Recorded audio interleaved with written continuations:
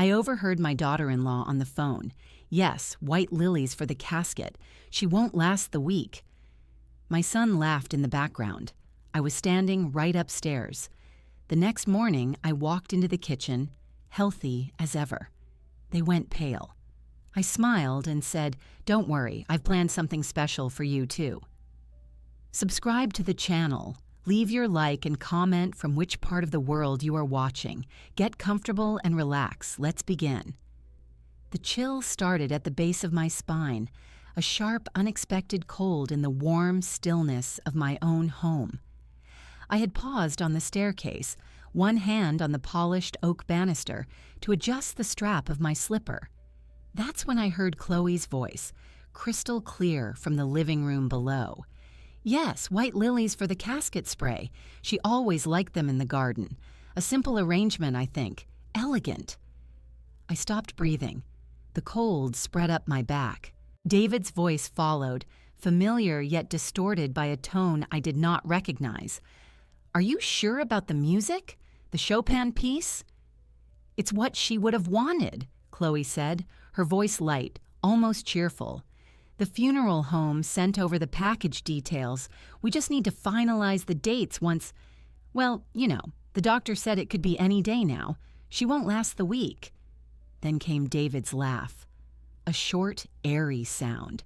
It was the laugh he used for trivial inconveniences, for a missed traffic light or a spilled drink. It was not a sound for a mother's imminent death. Okay, white lilies it is.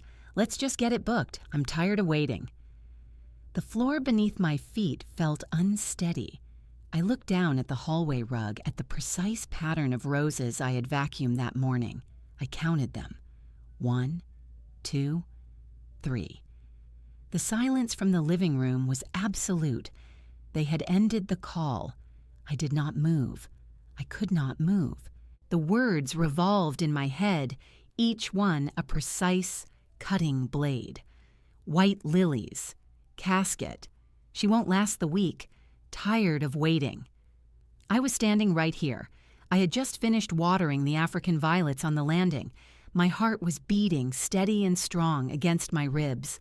I took a slow, silent breath, testing the air in my lungs. It flowed in and out without obstruction. I was alive. I was entirely, undeniably alive.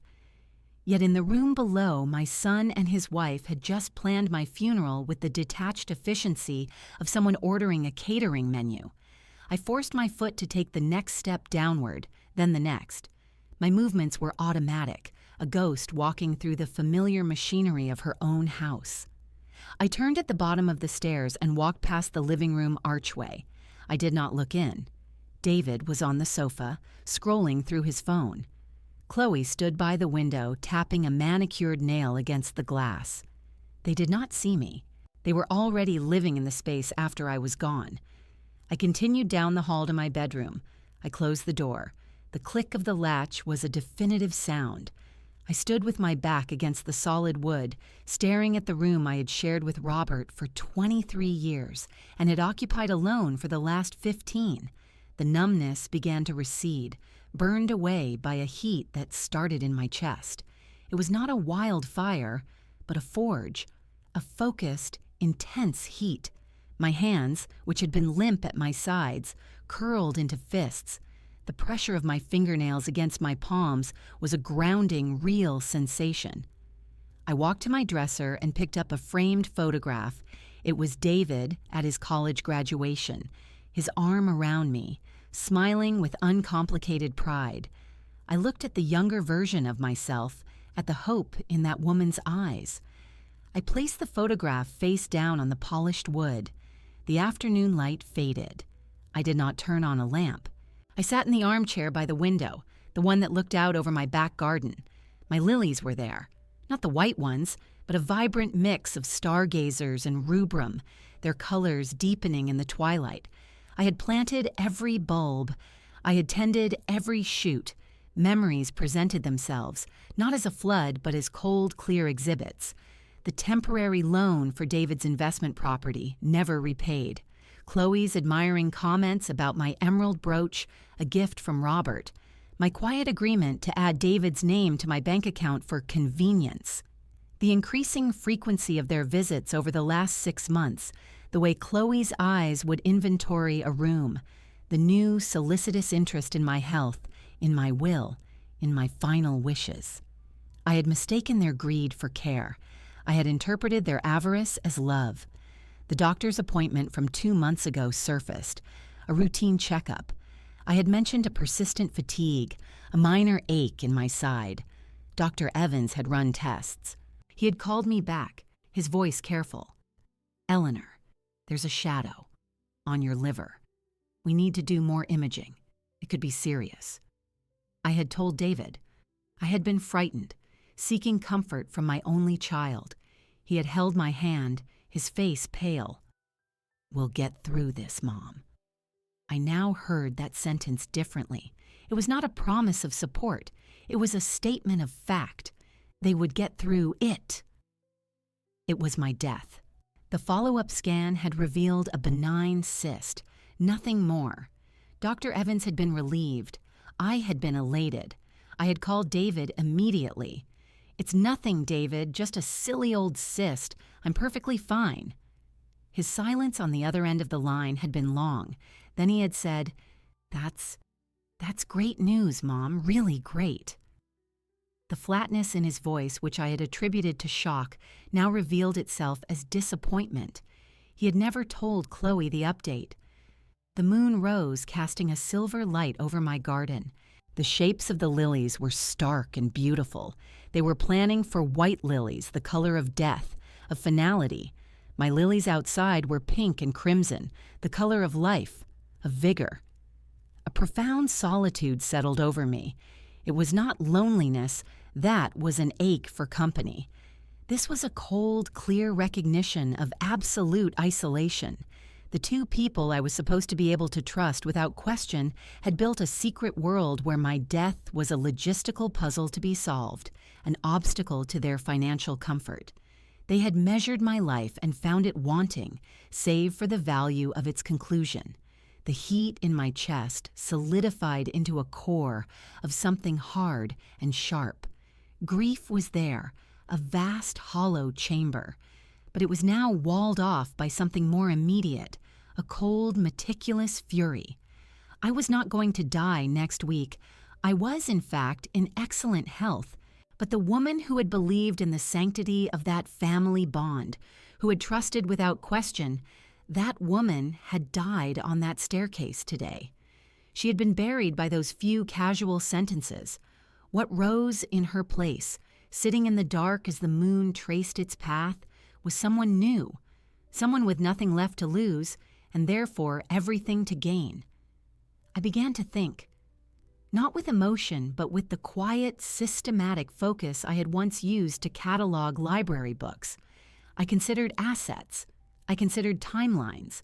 I considered weaknesses, both theirs and my own, the law, finances, social perception. These were the tools available. By the time the first gray light of dawn touched the horizon, tinting the sky the color of a bruise, I had made my first decision. I would not confront them, not yet. Confrontation was for the wounded, for those seeking emotional resolution. I sought a different outcome. I stood, my joints stiff from the long stillness. I walked to the window. The garden was emerging from the shadows. Every leaf, every petal, defined and waiting. They had planned a funeral. They had chosen flowers. Very well. I would plan a future, and I would choose my own legacy. The game, I decided, would begin this morning. They had no idea they were already playing. The decision solidified with the dawn. I moved through the familiar morning rituals with a new surgical precision. I washed my face with cold water. I dressed in a crisp linen shirt and trousers, colors of cream and taupe. I brushed my hair, the silver strands catching the light, and left it down around my shoulders. I studied my reflection. The face that looked back was composed, the eyes quiet. There was no trace of the sleepless night, only a steady resolve. I applied a faint tint of lipstick, a coral shade, armor of a sort. The kitchen was my domain. I moved through it with efficiency, the sounds a deliberate symphony, the clatter of the cast iron skillet on the burner, the sharp hiss of bacon hitting the hot surface, the rhythmic whisking of eggs in a ceramic bowl. I sliced tomatoes, their flesh red and firm. I squeezed oranges, the juice tart and bright in a glass pitcher. The aroma of coffee, of browning meat and toasted bread filled the air. It was the smell of life, of a robust morning. I heard their bedroom door open upstairs, then the sound of water running in the guest bathroom. I arranged the food on serving platters. I set the table for 3, using the good china with the blue rim. The clock on the wall read 8:15. David entered the kitchen first. He was dressed for work, his tie knotted too tightly. He looked tired. "Morning, Mom. You're up early." His voice was cautious, his eyes scanning me quickly, looking for signs of decline. "Good morning, David. I woke up feeling remarkably energetic. I thought we should have a proper breakfast." I smiled, turning from the stove with the skillet. I placed a perfect sunny-side-up egg onto his plate. The yolk was a vivid yellow, unbroken. Chloe followed. She wore a silk robe, her face still puffy from sleep. She stopped in the doorway, her gaze moving from the laden table to me, standing there holding the coffee carafe. Her expression shifted from sleepiness to confusion, then to something sharper. "Eleanor, this is a spread. You shouldn't have gone to so much trouble." Her tone suggested I was an invalid overexerting herself. "It was no trouble at all," I said, my voice light. I poured coffee into her cup. "I find I have quite an appetite this morning. It must be the fresh air." I took my seat at the head of the table, unfolding a linen napkin onto my lap. I served myself a generous portion of everything: 2 slices of bacon, a tomato, toast, a large spoonful of scrambled eggs. I picked up my fork and knife and began to eat with deliberate, healthy bites. The silence at the table was profound. David picked up his fork, his movements slow. Chloe stared at her plate as if it contained a puzzle. She took a small sip of coffee. "How are you feeling, Mom?" David asked. It was the question he had asked every morning for weeks. Before yesterday, I heard it as concern. Now I heard it as an inventory. I looked up, meeting his eyes directly. I chewed a piece of bacon thoroughly, swallowed, and took a sip of juice. "I feel excellent, David. Truly. Better than I have in months. It's as if a weight is lifted." I saw the flicker in his eyes, a quick dart to Chloe and back. I had the most restful sleep, and this morning I just felt vigorous. Chloe put her cup down with a faint click. "That's surprising, after what the doctor said." She said it carefully, testing. "The doctor?" I said, tilting my head slightly. I took another bite of egg. "Oh, that old scare. I told you it was just a cyst. Completely harmless. Dr. Evans said my vitals are better than most women my age. He said I have the constitution of an ox." I had said no such thing, but the phrase served its purpose. David's fork scraped against his plate. "So you're really okay?" "I am not just okay, David. I am in prime condition." I smiled again, a wide, serene smile that showed my teeth. I saw the blood drain from his face. Chloe's knuckles were white where she gripped her napkin. The contrast between my proclaimed vitality and their funeral plans hung in the air, thick as the smell of coffee. I let the silence stretch, taking another slow drink of juice. Then I set the glass down. In fact, this newfound energy has me thinking about the future. My future.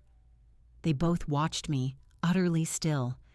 I've decided to make some changes, starting today.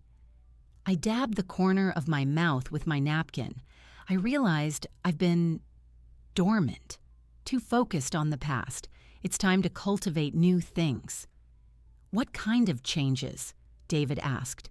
His voice was tight. "Oh, all sorts. Personal, legal, financial."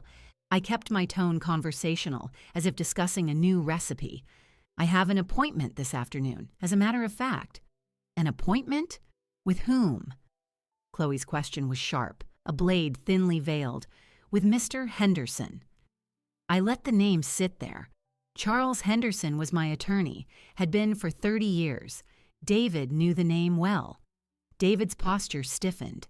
Your lawyer? Why? Is something wrong? Not at all, quite the opposite. I'm taking control of things, getting my affairs in an order that reflects my current perspective.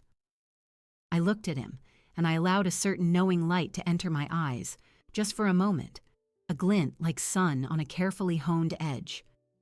You understand, it's important to be prepared, to leave things intentional. The word leave seemed to vibrate in the room. Chloe's face had lost all its color, matching the pale cream of the walls. David looked as if he might be ill. They were both thinking of the will, of the trust, of the house. They were wondering if their white lilies had just been replaced by a locked door. I've also decided to take up a new hobby, I continued breezily, community gardening. There's a wonderful project called Silver Blossoms for seniors and volunteers. I'm going there this morning to sign up, get my hands in the soil. I looked at my hands, then at theirs, clean and soft on the tablecloth. It's so important to nurture growing things, don't you think? I stood up from the table. My plate was clean. I felt nourished, strong. They had barely touched their food. Don't worry about the dishes. I'll get them later. You two have a wonderful day. I walked to the kitchen doorway, then paused, turning back. I gave them one more smile, the picture of maternal benevolence. It's going to be a beautiful day for new beginnings. I left them there, frozen in the bright, fragrant kitchen. I collected my sun hat and a canvas tote from the hall closet. I could feel their eyes on my back as I opened the front door. The morning sun was warm on my skin. I took a deep, clean breath. The first move was complete. I had not accused. I had not wept. I had simply presented them with a fact. I was alive and I was acting like it. I had planted a seed of doubt, of fear in the fertile ground of their greed. Let it take root. Let it grow. I walked down my front path, my steps firm on the concrete. I did not look back at the house. My gaze was forward toward the bus stop, toward the Silver Blossoms garden. The game, as I had decided in the night, was indeed underway, and I had just served the opening volley over a breakfast of eggs and bacon. The tension in that kitchen had been more satisfying than any meal. It was the taste of their confusion, and to me it was delicious. The offices of Henderson, Price, and Lowe occupied the 8th floor of a building downtown. The air inside was cool and still, smelling of polished wood and old paper. Charles Henderson's secretary, a woman my age named Marjorie, greeted me with genuine warmth. "Eleanor Whitmore, it's been too long. Charles will be right with you." I took a seat in the quiet waiting area. I did not fidget. I observed the framed degrees on the wall, the neat stacks of legal journals. It was a place of order, of consequence. I had always found comfort in such spaces. Today I sought a different kind of comfort, the permanence of ink on paper. Charles emerged from his office, his hand extended. He was a tall man, thinner than I remembered, his hair fully white. "Eleanor, a pleasure as always. Come in." His office was as I recalled, large, organized, with a view of the city. He gestured to the leather chair opposite his imposing desk. "Now, you said on the phone it was a matter of some urgency regarding your estate planning." "It is, Charles. I need to make significant revisions to my will, and I wish to establish a trust. Today, if possible." He steepled his fingers, his expression professionally neutral. "Of course. This supersedes the previous documents from 2015, was it?" "Yes. The documents that named my son, David, as primary beneficiary and executor." My voice was even. "Those are no longer adequate." Charles did not blink. He had been my husband's friend before he was my lawyer. He had seen families fracture before. "I see. And your objectives for the new arrangements?" I opened the folder I had brought. Inside were typed lists I had compiled in the quiet hours of the morning. "My primary asset is the house. I wish for it to be placed into an irrevocable trust upon my death. The trust will not benefit David or his wife, Chloe. I slid the first page across the desk. The trust will have 2 beneficiaries. First, the Silver Blossoms Community Garden Project. They are to receive 70% of the net proceeds from the eventual sale of the house. The funds are to be earmarked for a permanent endowment to maintain the garden and fund a youth horticulture program. Charles made a note. And the second beneficiary? A scholarship fund in my name, administered through the local community college, for mature students returning to education, particularly in library sciences or community service. 30%. And for your son? I paused. The word son felt like a foreign object in the room. David is to receive a single specific item. My late husband's watch, the Patek Philippe. Nothing else. He is to be explicitly disinherited from all other assets, including bank accounts, investments, and personal effects. Chloe is to receive nothing. Charles's pen hovered over his pad. Eleanor, I must ask, is this decision made under any duress? Is there diminished capacity? I met his gaze. My capacity has never been clearer, Charles. I am of sound mind and body.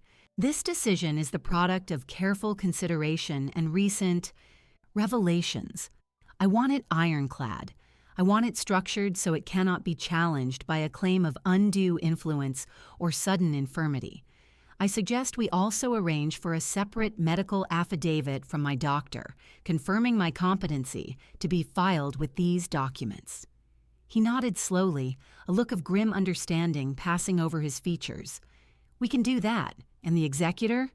You, Charles, as the trustee, with Marjorie as a secondary. I do not want David involved in any aspect of the administration. For the next hour, we worked through the language. The trust was drafted to be a fortress.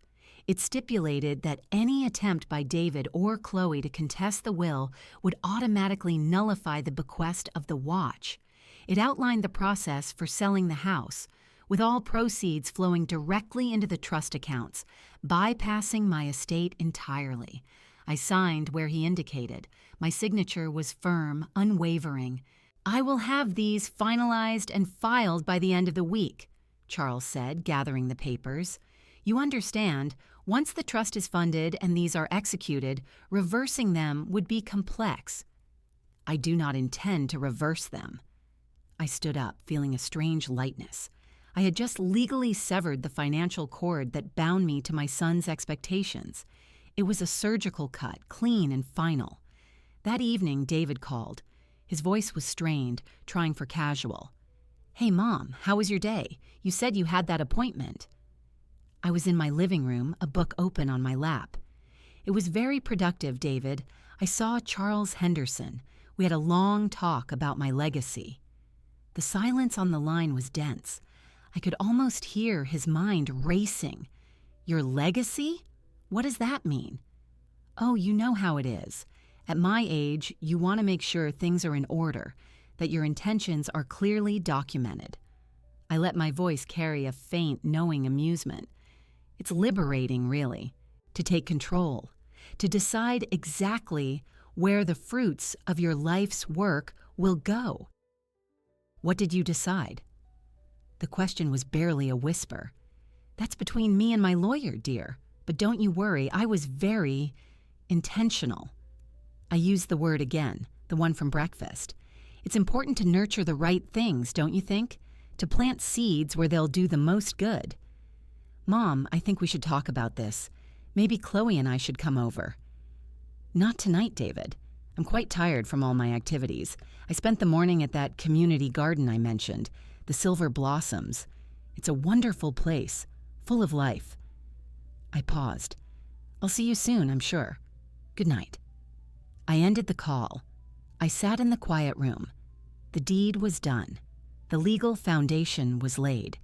He was now living with the unknown, a far more potent punishment than any specific revelation. Let him wonder. Let him imagine the worst.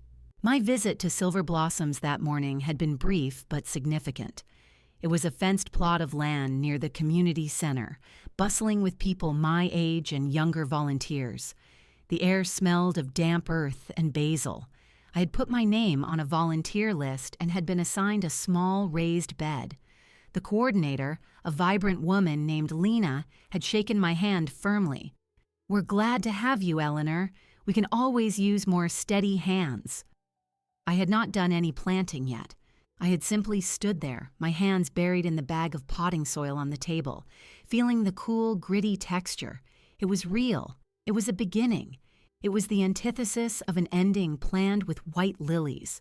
This soil would grow food and beauty and connection.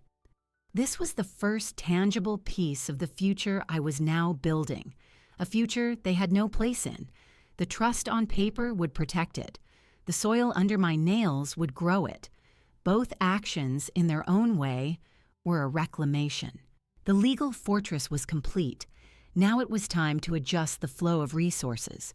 For years, on the first of every month, an automatic transfer of $1,500 had moved from my savings account into a joint account I shared with David. It had begun as a way to help with his graduate school expenses, a temporary measure. Temporarity, I had learned, can become a permanent expectation if left unchallenged. Sitting at the small desk in my bedroom, I logged into my online banking. The screen glowed in the dim morning light. I navigated to the scheduled transfers. There it was. Monthly support to David. The next transfer was scheduled for 3 days from now. I clicked Edit, then Cancel Transfer. A confirmation pop-up appeared. "Are you sure you wish to cancel this recurring transfer?" I clicked Yes. The entry vanished from the list. The action took less than 10 seconds. The silence in the room was absolute. I then initiated a new manual transfer. I keyed in the same amount, $1,500. For the recipient, I entered the account details for the Silver Blossoms Garden Association, which I had obtained from Lena. In the memo field, I typed, "Donation Consultant Fee E. Whitmore." I scheduled it for the same day the original transfer would have occurred. Click Confirmed. The money would now pay for a series of workshops by a renowned horticulturist named Arthur Bell, whom Lena had been trying to hire for a year. My contribution would cover his fee in full. The symbolism was not lost on me. I was redirecting nutrients from barren, greedy soil to fertile, communal ground. I expected a reaction. I did not have to wait long. 2 days later, in the mid-afternoon, my phone rang. The screen displayed Chloe's name. I let it ring 3 times, then answered with a calm, "Hello, Chloe." Her voice was a controlled shard of ice. "Eleanor, there seems to be a problem with the joint account." "Oh, what kind of problem?" I kept my tone light, conversational. I was in my garden examining the buds on my lilies. "The automatic deposit from you, it didn't go through. My card was declined at the boutique this afternoon. It was incredibly embarrassing." The embarrassment, I noted, was the primary issue. "I see. That is strange." I paused, allowing the silence to stretch. "I've been reviewing all my automatic payments lately, streamlining. You know how these things can accumulate without notice." "So you stopped it?" The ice in her voice was beginning to crack, revealing heat beneath. "Stopped it? I suppose I did. I'm realigning my financial priorities. At my age, one has to be careful with cash flow. I have new projects to support." I pinched a faded bloom from one of my lilies and dropped it into the trug at my feet. "New projects." She repeated the words as if they were in a foreign language. "What new projects could possibly be more important than supporting your family?" The question hung in the air, heavy with her entitlement. I felt a cold smile touch my lips. The Silver Blossoms Garden, for one. They're bringing in an expert, a Mr. Bell. His insights will benefit the entire community. It's a lasting investment. I've committed to funding his visit. The silence on the other end was profound. I could hear her breathing, short and sharp. "You're giving our money to a gardener?" The word "our" was a tiny, revealing dagger. "It's not our money, Chloe. It is and always has been my money, a gift I chose to give. Gifts, by their nature, can be discontinued. My voice remained placid. I'm sure you and David will manage. You both have good jobs. This will be an opportunity for you to exercise your own financial planning skills. David will be furious, she hissed, the control gone. Will he? You can discuss it with him. Now, if you'll excuse me, my lilies need tending. They require a great deal of care, but the results are so much more rewarding than anything one might simply purchase. I ended the call before she could reply. I placed the phone on the garden bench and picked up my shears. The next call came 20 minutes later. David. Mom, Chloe just talked to you. His voice was strained, an attempt at reasonableness layered over panic. She did. She seemed upset about a declined card. Mom, what's going on? That money, we budget for that. It helps with the condo fees, with Chloe's, with our expenses. I understand that, David. But circumstances change. My circumstances have changed. I am investing in my community. It's a more fulfilling use of my resources. I snipped a dead leaf with a clean, crisp sound. This is because of the lawyer, isn't it? Because of whatever you did with Henderson. His accusation was blunt, a child's anger surfacing. My estate planning and my monthly budgeting are separate matters, David. Both are my private affairs. I suggest you and Chloe review your own budget. This might be a good time to build your own security rather than relying on mine. You're punishing us. His voice dropped to a whisper. I stopped cutting. I looked at the healthy, vibrant plant before me. Punishment is a reactive emotion, David. I am simply making different choices. I am cultivating a different legacy. You should try to understand the difference. I did not wait for his response. I have to go now. Goodbye. I worked in the garden for another hour. The physical labor was a balm. Each weed pulled, each stake straightened, was a concrete action with a visible result. I thought of Arthur Bell, the horticulturist. His fee was now secure. His knowledge would help tomatoes and beans grow, would teach volunteers, would leave a tangible mark on a piece of land that welcomed everyone. That $1,500 would now do that. It would not pay for a condo fee for a home I was not welcome in, or for a boutique purchase that would be forgotten in a season. The financial frost had set in. The first tangible consequence of their greed had arrived, not as a dramatic confrontation, but as a quiet administrative correction, a declined card, a missing deposit. It was a small thing, but in the economy of their expectations, it was a seismic shift. Let them feel the chill. Let them argue over the shortfall. My resources were now flowing toward a harvest they would never taste. The silence after the phone calls was different now. It was not the quiet of solitude, but the quiet of a battlefield after the first shots have been fired. The air in my garden felt charged. I had acted alone, and while the actions were correct, the loneliness of the knowledge was a weight. I had carried the truth of their betrayal by myself for weeks. A strategic mind needs a sounding board. I needed an ally. I did not call. I knew where she would be. It was Thursday. Alma Jenkins made peach cobbler every Thursday, a habit unbroken for decades.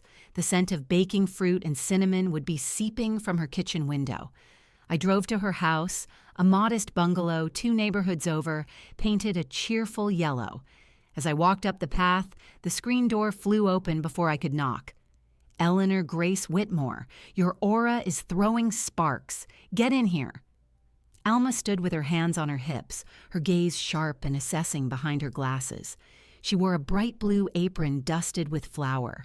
I stepped into the warmth.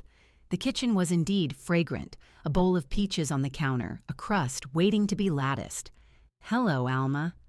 Don't you hello, Alma me. Sit. She pointed to a chair at the well-worn kitchen table. You've been off for weeks. I've called. You give me breezy answers. Now I hear from Lena at Silver Blossoms that you've funded Arthur Bell, which is glorious, but you didn't mention it. and your face looks like you're planning a military campaign. Talk." I sat. The familiar clutter of her kitchen, the chipped mug holding pens by the phone, the bulletin board crowded with community notices, was a stark contrast to the sterile tension of my own home. Here, truth was not just possible, it was required. "I overheard David and Chloe," I began, my voice flat. "They were planning my funeral, the flowers, the music." David laughed. "Chloe said I wouldn't last the week." The words, spoken aloud for the first time, hung in the fragrant air. Alma stopped moving. She put down her rolling pin. She turned slowly to face me. Her expression shifted from curiosity to shock, then solidified into a fury so profound it was quiet. "Say that again." Her voice was low. I repeated it, adding the details: the doctor's initial scare, their belief I was dying, their disappointment at my recovery, the canceled allowance, the new will. When I finished, Alma walked to the back door, opened it, and stared out into her own small yard for a full minute. She closed the door and turned back. Her eyes were bright with unshed tears, but her jaw was set. "That boy," she said, the words clipped. "That ungrateful, weak-spined boy, and that viper he married." She came back to the table and sat heavily opposite me. "What are you going to do?" "I have already started. The will is changed. The money is redirected. I am building something else with what I have." I laid out the basics of my actions. Alma listened, nodding slowly. A grim smile touched her lips when I mentioned the canceled transfer. "Good. Hit them in the pocketbook. It's the only language that type understands." She leaned forward. "But you're thinking too small, Ellie. You're cutting off the future. We need to audit the past." "What do you mean?" "How much have you given them over the years? Not just the monthly cash, the loan for the down payment? The gift for the luxury car lease? The furniture you bought when they moved? The heirlooms Chloe has admired right out of your cabinet?" Alma's eyes were fierce. "You kept records. I know you did. A librarian's receipts in a shoebox. We find them. We document every cent, every item. We create a ledger." The idea was a key turning in a lock. I had been focused on stopping the flow and redirecting the remainder. Alma was proposing to account for what had already been taken, to define the debt they had accrued but never acknowledged. "To what end?" I asked. "To several ends. One, for you, to see the full cost of their entitlement in black and white. Two, for leverage, if needed. Three, for the court of public opinion, which, my dear, is where this war will be won." She tapped the table with a flowery finger. "They think they're so clever, so modern. They forget about the oldest network there is, the community, the church ladies, the garden club, the neighbors. The gossip isn't just gossip, it's judgment. And once judgment is passed, doors close." I went home and retrieved the box from the top of my closet. It was an old department store box tied with string. Inside, filed by year, were bank statements, canceled checks, credit card receipts for 30 years. Alma was right. I was a librarian. I kept records. The next day, I brought the box to her house. We spread the documents across her dining room table. Alma fired up her ancient desktop computer and opened a spreadsheet program. "You read," she said. "I'll input category, date, amount, description." And so we began. It was a methodical, depressing excavation. April 2018, I read from a check carbon. $5,000, memo, investment property help. Alma typed, her fingers striking the keys with force. Loan 1, August 2019, credit card receipt, living room set from Harrington's, $3,200. Gift, furnishings. December 2020, bank transfer, $15,000.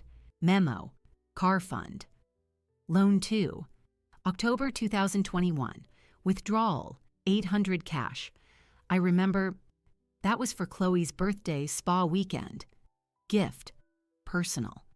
The numbers mounted, the loans that were never repaid, the gifts that were never thanked, only expected, the casual, constant subsidization of a lifestyle that increasingly excluded me. Now the objects, Alma said, switching to a new tab, the silver tea set your mother left you? Chloe has it. She said it matched her dining aesthetic. The emerald brooch, Robert's 40th anniversary gift. I last saw it on her coat lapel in a photograph online. We listed them, each item a piece of my history, absorbed into their curated world. The ledger took shape. It was a cold, factual account of a one-way transaction, a balance sheet of filial devotion versus avarice. As we worked, Alma made phone calls. Her tone was breezy, conversational, to friends from church, from her old organizing days, from the neighborhood watch. Marge, hi! Yes, I'm well, just helping poor Eleanor with some paperwork. Can you believe it? After all she's done for those kids? Yes, I know, the house, the cars. And now I hear they were actually planning her funeral while she was in perfect health? The disrespect. No, she's being very brave. Focusing on the community garden now. Yes, silver blossoms. Oh, you'll tell Betty? Thanks, dear. Each call was a stone dropped into a still pond. The ripples began to spread. The social dimension of my revenge, which I had not fully conceived, was now being activated by a master tactician. Alma was not just my friend, she was my general, mobilizing an army of opinion. By the end of the week, the ledger was complete, a stark numerical story, and I began to feel a shift. When I went to the grocery store, a woman from my church, Gladys, gave my arm a sympathetic squeeze but said nothing. When I attended a garden club meeting, the conversation hushed slightly as I entered, followed by warmer than usual greetings. David and Chloe's names were not mentioned, but their absence from the communal narrative was a louder statement than any accusation. The isolation was over. I had an ally. We had a record. And the world around us was starting to see the outline of the truth. The battlefield was no longer just my home and their apartment. It was everywhere. The social chill Alma had engineered was a subtle, pervasive draft. I felt it in the sympathetic nods, the deliberate exclusions of David and Chloe's names in conversation. It was a quiet, collective repositioning. But a draft is not a wind. I needed to create a wind, to step into the open and define the narrative myself. The opening of the newly expanded Silver Blossoms Garden, funded in part by my redirected money, provided the platform. The day was bright, the air carrying the clean scent of recent rain and turned earth. The garden was transformed. Where there had been weeds and broken fencing, there were now neat raised beds brimming with green shoots, a new compost system, and a shaded seating area. A modest crowd had gathered. Garden members, community center staff, local officials, people from the neighborhood. A small podium with a microphone stood near the entrance. Lena, the coordinator, was beaming. She gripped my arm as I arrived. "Eleanor, I'm so glad you're here. Arthur's workshop was a revelation. Look at this place." Her joy was genuine, a tonic. "We'd be honored if you'd say a few words. You're one of our first and most dedicated patrons." I had prepared for this possibility. I nodded. I would be pleased to. When the time came, Lena introduced me not just as a donor, but as a founding volunteer. I stepped to the podium. The microphone felt cool and solid under my fingers. I looked out at the faces, some familiar from my new routine, others strangers. I saw Alma near the front, giving me a firm, encouraging nod. "Thank you, Lena," I began, my voice clear in the quiet. "A few months ago, I came here for the first time. I was looking for a task, for something to do with my hands. What I found was more than a task. I found a purpose." I paused, letting my gaze sweep over the garden. We live in a world that often dismisses things that grow slowly, that values the immediate transaction over the long-term harvest. This garden is the opposite of that. It is an exercise in patience, in faith, in community. We plant seeds not for ourselves, but for those who will come after. We tend to plants, and in doing so, we tend to each other. I could feel the audience listening. This garden is a testament to the wisdom and resilience of elders and to the energy of the young people who work beside us. It is a legacy built not on what is taken, but on what is shared. It is a rejection of the idea that our value diminishes with age. Here, our experience is the richest soil. I saw several older women in the crowd straighten their shoulders. A young volunteer smiled. My investment in Silver Blossoms is the most meaningful one I have made in a long time. It is an investment in life, in growth, in a future that everyone can share. Thank you for letting me be a part of it. The applause was warm, sustained. It was not polite clapping. It was agreement. I had articulated a feeling they shared. As I stepped away from the podium, people approached me to thank me, to talk about their own plots, to ask for gardening advice. I was no longer just Eleanor, David's mother. I was Eleanor from the garden. A reporter from the local weekly paper, an earnest young man, asked for an interview. I agreed. We spoke by the new herb bed. He took notes. A photographer asked for a picture. I suggested they photograph me with Lena and 2 of the teen volunteers. The resulting image, published 3 days later on the community page, showed the 4 of us smiling, our hands stained with soil, surrounded by thriving greens. The caption read, "New Growth. Patron Eleanor Whitmore with Silver Blossoms leaders celebrate garden expansion, a community effort for all generations." Alma brought a copy of the paper to my house. She slapped it down on the kitchen table. Front of the lifestyle section. Look at you, a community pillar. I studied the photograph. My smile looked real. It felt real. I was not performing. I was documenting a fact. I had built a new place for myself. Now, Alma said, her eyes gleaming, let's see how they digest this.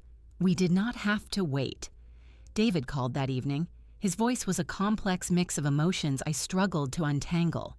Mom, I saw the paper, the article about the garden. Did you? I kept my tone neutral. It was a lovely event. You gave a speech. He stated it as a fact. An incomprehensible fact. I did. Lena asked me to. I was happy to contribute. There was a long silence. I could imagine him sitting in that sleek apartment, the newspaper on the glass coffee table, Chloe fuming nearby. You called it a legacy. You said it was your most meaningful investment. His voice cracked slightly on the last word. It is. I let the simplicity of the statement stand. What about your actual legacy? Your family? The question was plaintive, childlike. Family is more than a surname, David. It is a choice. It is shown through actions, not expectations. I did not elaborate. The garden is a choice I am proud of. He had no response. He muttered something about being busy and hung up.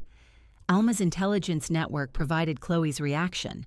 According to Marge from the church, who heard from her niece who followed Chloe's social media, Chloe had posted a vague, bitter story that afternoon. A photo of a luxury handbag with the caption, "Some people throw their money away on dirt. I prefer investments that hold their value. Circle quality over quantity. Know your worth." The pettiness of it was perfect. It confirmed everything. While I was being photographed for a community newspaper, surrounded by people, she was alone in her apartment, staging a photo of a purse to signal her superiority. The contrast could not have been more stark or more damning. My public debut was complete. I had not mentioned David or Chloe. I had not spoken of betrayal. I had simply stood in the sun and defined a new version of myself, one of contribution, of growth, of community. By doing so, I had held up a mirror to their small, greedy world. David saw a mother thriving without him, her love and resources flowing elsewhere. Chloe saw a rival for narrative control, one whose investment in dirt had earned more genuine esteem than her curated luxury. The wind was blowing now. It was carrying my name and my new story through the neighborhood, through the paper, into the very spaces they occupied. They could feel it. It was the wind of a life moving forward, leaving the cold, planned silence of white lilies far behind. Alma's call came 2 days after the newspaper article. Her voice had lost its usual warmth, replaced by a crisp, forensic tone. "Eleanor, I need you to look at something on your computer. Now." I went to the small desk in my bedroom and powered it on. What am I looking for? "I'll send you a link. It's a listing on that luxury consignment site, Vintage Vault. Look at the jewelry section." A moment later, a message appeared with a hyperlink. I clicked it. The page loaded, displaying a photograph against a velvet background. It was my emerald brooch, Robert's anniversary gift. The gold filigree was unmistakable, the square-cut emerald catching the light. The listing title read, "Vintage Art Deco Emerald and Gold Brooch, Estate Quality." The description touted its excellent condition and provenance from a private collection. The asking price was $4,500. A cold stillness settled over me. It was not surprise. It was confirmation. "I see it," I said into the phone. "Marge's granddaughter, the one who follows all the resale sites, spotted it this morning. She recognized it from Chloe's Instagram photos. She told Marge, who called me." Alma's anger was a live wire. "She's selling your history, Eleanor, before you're even cold." "I understand. What do you want to do?" I looked at the photograph. Robert had saved for a year to buy that brooch. Let it be known, quietly, to the right people. Alma understood. Consider it done. The ripple this time was not subtle. By that evening, the news had traveled through the network Alma had cultivated. Chloe was trying to sell Eleanor's heirloom. The act, so blatantly mercenary while I was very much alive, crystallized the vague suspicions into solid judgment. The confrontation arrived the next evening. I was expecting it. The doorbell rang, not with a single press, but with a sustained, angry buzz. I finished pouring my cup of tea, placed the pot back on its tray, and walked to the front door. David and Chloe stood on the porch. David's face was pale, set in lines of furious confusion. Chloe's was a mask of indignant rage. She pushed past me into the hallway without a greeting. David followed, avoiding my eyes. "We need to talk. Now." Chloe's voice cut the air. She marched into the living room and stood in the center of the rug as if claiming territory. I closed the front door and walked in after them. I did not sit. I remained standing near the archway. "This is unexpected. Would you like tea?" "Don't you dare," Chloe spat. "We know what you're doing. The will, cutting off the money. And now you've turned everyone against us with your pathetic garden propaganda and your lies." David shoved his hands in his pockets. "Mom, why? Why are you doing this? The brooch. People are saying terrible things. Did you put them up to it?" I looked at him, the son I had raised, the man who had laughed while planning my funeral arrangements. "I have done nothing but manage my own affairs and participate in my community. The conclusions people draw are their own." "Manage your affairs?" Chloe's laugh was sharp. "You've stolen from us. That money was for our future. This house is David's inheritance. You can't just give it away to a bunch of strangers and dirt." The word "stolen" hung in the air. I felt a dangerous calm descend. "Stolen," I repeated. An interesting choice of word. I walked to my writing desk, unlocked a drawer, and withdrew a thin black binder. I carried it to the coffee table and placed it down with a soft thump. "What is that?" David asked, his eyes on the binder. "A ledger." I opened it. Inside were clean printouts from Alma's spreadsheet, organized by date and category. An itemized list of every financial gift and loan you have received from me over the past 12 years. Also, a list of family heirlooms currently in your possession. The brooch is on that list. Chloe stared at the binder as if it were a venomous creature. "This is insane. Those were gifts. A mother helps her son." "A mother does," I agreed quietly. And a son shows gratitude. A son does not count the days until her death to access the remainder. I looked at David. You were my only child, my sole heir. Everything I had was to be yours. But you were not willing to wait. You and your wife began spending my legacy before I was gone. You discussed lily varieties. David flinched as if struck. The color drained completely from his face. You heard that? Every word. On the stairs, the white lilies, your laugh. I stated it as fact, without emotion. That was the moment the previous agreement was voided. He took a step back, his hand reaching for the back of a chair to steady himself. His mouth opened, but no sound came out. Chloe recovered first, her fury burning through her shock. So this is your revenge? Over a private conversation? We were stressed. We were planning for a possibility. You were planning for a certainty, one you welcomed. I tapped the open binder. This is not revenge. This is accounting. You spoke of theft.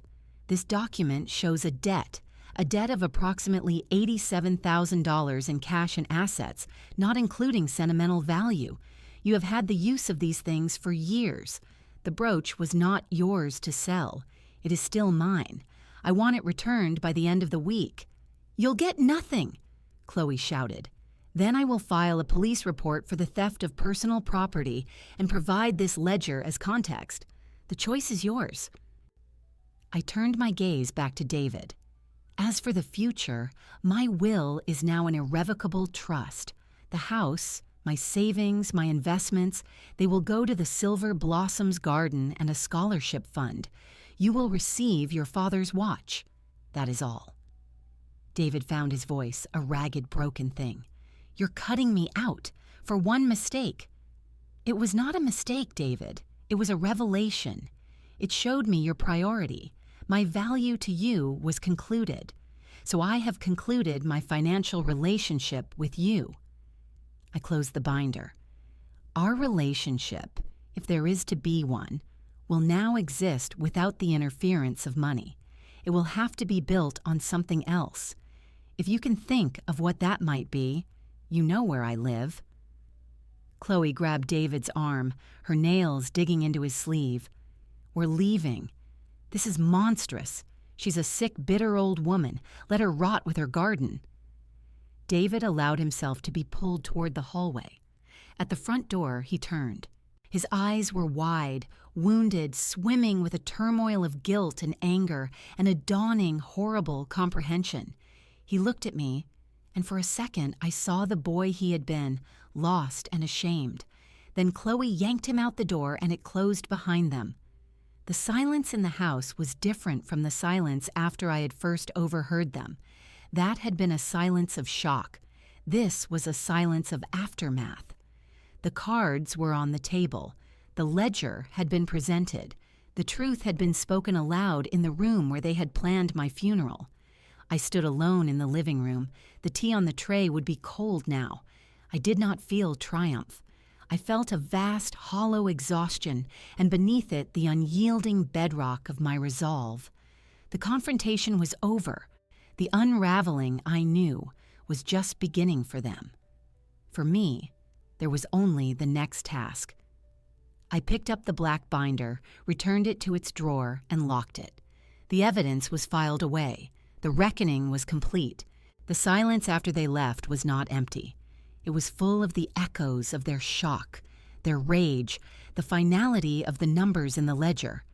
But in the days that followed, the echo chamber of their lives began to amplify different sounds. The sound of closing doors, of silent treatments, of opportunities evaporating. Alma, my chief intelligence officer, provided regular dispatches from the front lines of social consequence.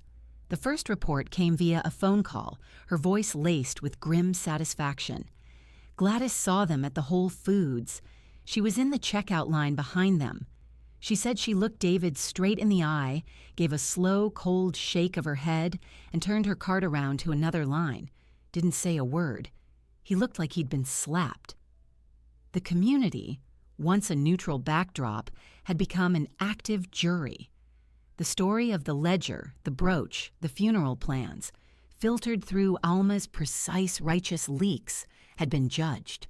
The verdict was isolation. David called me once, a week after the confrontation. His voice was strained, defeated. People are treating me like a pariah at the club. Bob Henderson actually canceled a lunch. He said his wife wouldn't understand him socializing with me right now. He paused. What did you tell people, Mom? I told them the truth, David, that I am redirecting my energy and resources to my community. They have drawn their own conclusions about why. He was silent for a moment. Chloe's sponsorships are falling through. 2 brands dropped her this week. They said her personal brand values no longer aligned with theirs. I said nothing. The market, it seemed, had its own ethics. She's furious. At you. At me. His voice dropped to a whisper. She blames me for not handling you better. That was the second phase of the unraveling, the fracture. The united front of greed began to splinter under pressure. Alma's neighbor's son worked in David's office building. He reported overhearing a heated argument in the parking garage between David and Chloe. The words, "your mother," and "ruined everything" were discernible. Then came the professional tremor. Alma called, her tone businesslike. "I had a chat with Sylvia. You remember Sylvia? Her son is a senior partner at David's firm. Very old school. Values discretion and family reputation above all." I did remember Sylvia, a formidable woman who played bridge with Alma. I simply mentioned how sad it was, a young man letting his wife's materialism cloud his judgment to such a degree, how it made one question his decision-making in other areas. Sylvia agreed it was a terrible look. I did not ask for details. I did not need them. A week later, David was passed over for a promotion he had been all but promised. The feedback, he confessed in another anguished late-night call I did not answer, but listened to on voicemail, was about cultural fit and leadership maturity. Their apartment, that sterile monument to aspirational living, became a prison of recrimination. Chloe, in a fit of pique, removed the listing for the brooch, but the damage was done. The emerald sat now, I imagined, in its box, a symbol of overreach. The money from my canceled allowance was missed. Their arguments, according to the fragments of gossip that reached me, were no longer about me, but about each other, about failed strategies, about blame, about the crumbling facade of the life they had built on the expected foundation of my death. I, meanwhile, was busy. The garden was my sanctuary and my workshop. Under Arthur Bell's guidance, my raised bed was thriving. I had tomatoes staked and climbing, bush beans forming, herbs fragrant in the sun. The physical work was absorbing. There was always a weed to pull, a plant to tie, soil to test. I also began the process of paying off my mortgage. With the monthly allowance permanently canceled and other expenses streamlined, I had a surplus. I made a large principal payment. The paperwork from the bank confirming the reduced balance felt more concrete than any legal document. I was reclaiming my home, inch by inch, dollar by dollar. One afternoon at Silver Blossoms, Lena put me in charge of showing a new volunteer, a retired man named Walter, how to build a trellis for peas. As we measured and cut the bamboo poles, he said, "My daughter told me to come here. She said you were an inspiration, that you showed it's never too late to build something new." I looked at him, surprised. That's kind of her. She read the article, said it made her think about her own mother. He held a pole steady as I tied a knot. Community's important. Family isn't always the one you're born to. I nodded, focusing on the knot. The words settled inside me, warm and solid. At home, my own lilies were in full, spectacular bloom. Not white, but deep crimson and vibrant pink. I cut a few and arranged them in a vase on my kitchen table. They were for the living, for the now. The unraveling across town was a distant storm. I heard its thunder in Alma's reports, saw its flash in the missed calls from David that grew more desperate. But in my world, the sun was shining on ordered rows of vegetables and bright flowers. The walls were not closing in on me. They had already fallen, and I had walked out into the open air. My life was no longer a waiting room for their inheritance. It was a garden, and it was growing, and the only sounds were the bees in the blossoms and the quiet, satisfied rhythm of my own breath. The evening was warm, the air in the garden still and sweet with the scent of honeysuckle. I was on the porch swing, a book unread in my lap, simply watching the fireflies blink in the deepening blue. The peace was a tangible thing, earned and sturdy. Then I saw the headlights cut through the twilight, a car slowing, stopping at the curb. Not Chloe's sleek coupe, David's sedan. He got out alone. He stood for a moment by the driver's door as if gathering courage, then walked up the path. His shoulders were slumped, his steps heavy. He looked like a man carrying a weight he could no longer bear. He stopped at the foot of the porch steps, his face pale in the glow from the porch light. "Mom." His voice was hoarse. I did not get up. I did not smile. I gave a single slight nod. "David." Can I come up?" I gestured to the empty space on the swing beside me. He climbed the steps slowly, each one an effort. He sat down, not touching me, leaving a careful foot of space between us. He stared at his hands clasped tightly in his lap. The silence stretched, filled only with the creak of the swing chain as I pushed gently with my toe. "Chloe left," he said finally, the words blunt, stripped of emotion. "She's at her sister's. She served me with papers yesterday." I said nothing. This was not my concern. The promotion, it's gone. Probably the next one, too. People at work know. Not details, but enough. I'm a joke. The guy who got greedy and lost his mother. He let out a shuddering breath. "I've lost everything." I looked at him, at the profile of the boy I remembered, now etched with a man's failure. "You lost it yourself, David. You made choices." He turned to me then, his eyes red-rimmed and desperate. "I know, God, I know. I didn't think. It was like a fog. Chloe wanted so much, and it was easier to just go along, to think of your life as almost over, to see your things as almost ours. It was wrong. It was vile."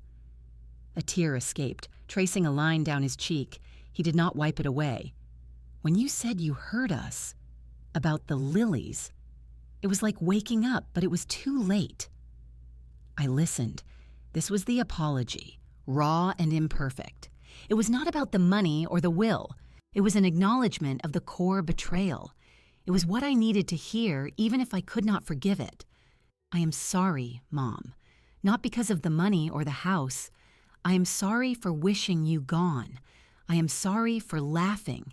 I am sorry for every time I saw you as a problem to be solved instead of my mother." His voice broke. "I don't expect anything from you. I don't deserve anything. I just needed to say it." The cicadas sang in the trees. A moth batted softly against the porch light. I let his words settle in the space between us. "Thank you for saying it," I said, my voice quiet but clear. "I believe you are sorry. Today, in this moment." He nodded, a jerky motion, waiting. But the sorry does not change the facts.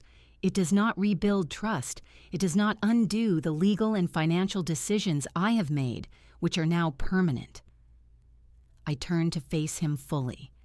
"Your inheritance is your father's watch. The rest will go to the garden and the scholarship. That will not change." He closed his eyes, a flinch of pain. "I understand." "What can change," I continued, "is whether you have a mother. That door is not locked by a trust, but it will not open to the son you were. That son is gone. He died for me on the staircase that afternoon." I saw him wince, but I pressed on. "If you want a relationship with me, it will be built on new terms. There will be no money, no discussion of my assets or my health beyond common courtesy. It will require time, consistency, and a demonstration that you value my company, not my estate."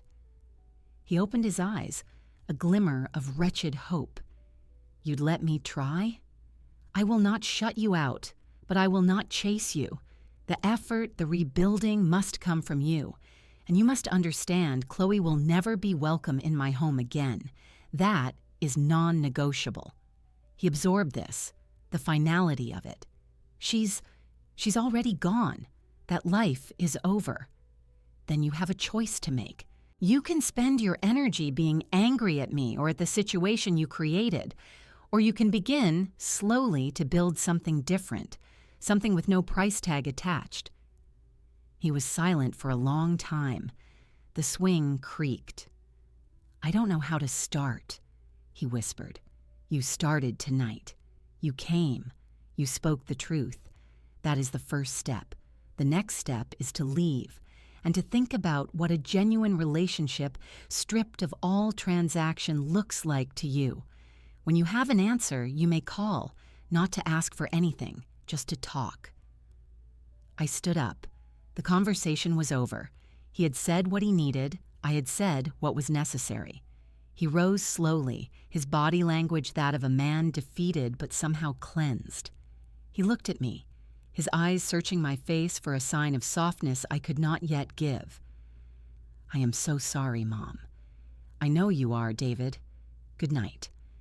He turned and walked back down the path, his steps no lighter but perhaps straighter. He did not look back. Not look. He got into his car and drove away, the taillights disappearing into the dark. I sat back down on the swing. The emotional climax had passed. There was no cathartic embrace, no tearful reconciliation. There was only a painful, honest severing of the rotten root and a bare, fragile possibility of new growth placed in his hands. Whether he would nurture it was his burden now, not mine. The last of the evening's heat faded. I felt empty, but not in a bad way. It was the emptiness of a field after harvest, ready for rest before the next planting. I had done what I set out to do. I had confronted the betrayal, secured my legacy, and offered a path, however narrow, away from the poison. The rest was up to him. I went inside, locked the door, and turned off the porch light. The house was quiet, fully mine. The choice had been given. My work was done. The final payment to the mortgage company cleared without fanfare. A single-page letter arrived confirming the loan was satisfied, and I held the deed outright. I filed it in the drawer with the ledger and the trust documents. The house was now entirely mine, in practice and on paper. It was not a triumph, but a correction, a reclamation. The true celebration was not inside these walls, but outside, at the Silver Blossoms Garden. The harvest party was Lena's idea, a way to thank volunteers and share the bounty. The late afternoon sun cast long, golden shadows across the plots. Long tables covered in checkered cloths groaned under the weight of dishes, pasta salads, casseroles, freshly baked breads, and central to it all, baskets of vegetables from the garden itself. My tomatoes, deep red and warm from the sun, were sliced and arranged on a platter. My beans were in a salad. It was a humble, tangible yield. People mingled everywhere. Alma held court near the lemonade pitcher, her laugh ringing out above the murmur of conversation.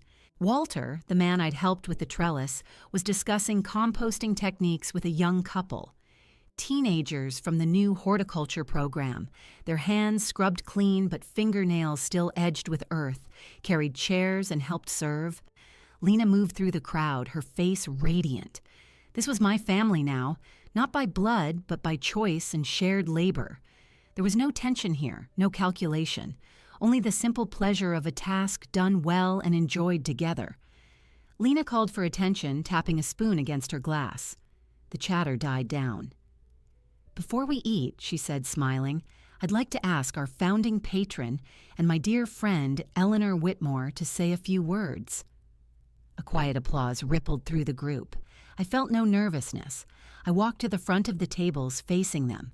Their faces were open, expectant. "When I first came here," I began, my voice carrying easily in the still air, "I came with empty hands.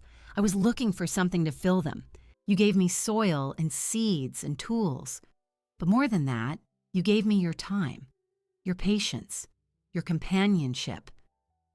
I looked at Alma, who gave a slow, proud nod. This garden proves that a legacy is not something you leave behind. It is something you build daily with the people beside you. It is the tomato you share with a neighbor, the knowledge you pass to a teenager, the friendship that grows in the quiet between rows of beans. I gestured to the bounty on the tables. This harvest is ours. Every carrot, every leaf of lettuce is a testament to our collective effort. It is the opposite of scarcity. It is proof that when you nurture something honestly, it multiplies. Thank you for letting me be a part of this, for being my community, my family. The applause was warmer this time, heartfelt. There were calls of "Hear, hear," and "Well said, Eleanor." I stepped back, the moment complete. There was no need for more words. The proof was all around us. We ate as the sun dipped lower. I sat between Alma and Lena, listening to stories, sharing recipes.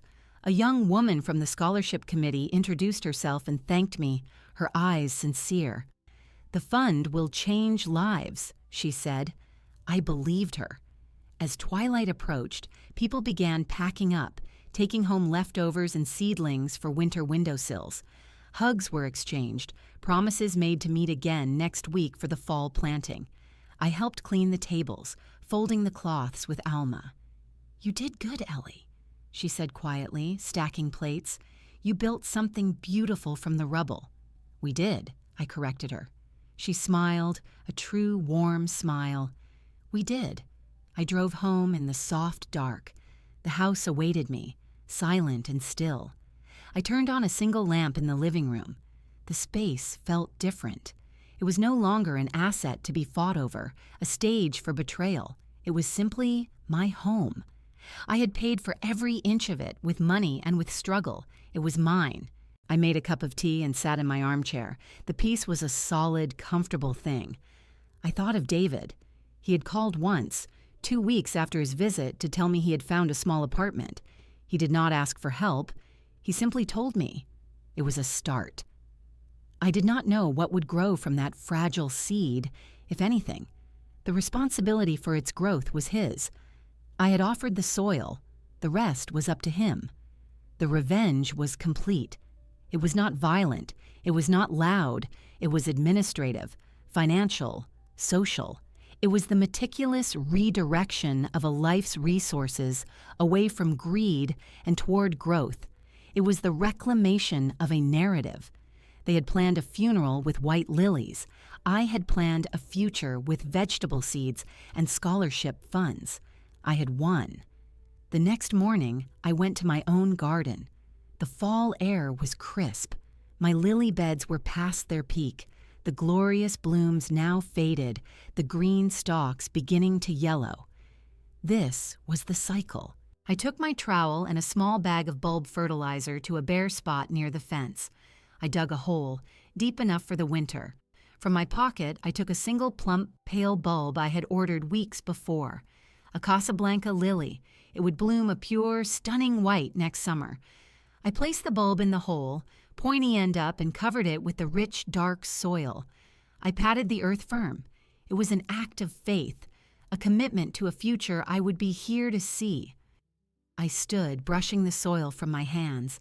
My knuckles were lightly scratched, my fingers stained with earth. They were the hands of a gardener. They were the hands of a woman who had weathered a storm, tended her plot, and was now planting for the next season, confident in the returning sun. The story that began with an eavesdropped epitaph ended here, with a bulb in the ground. Not an ending, but a promise of a new beginning. My family had planned my funeral down to the flowers, so I planted my own, for the living, for me.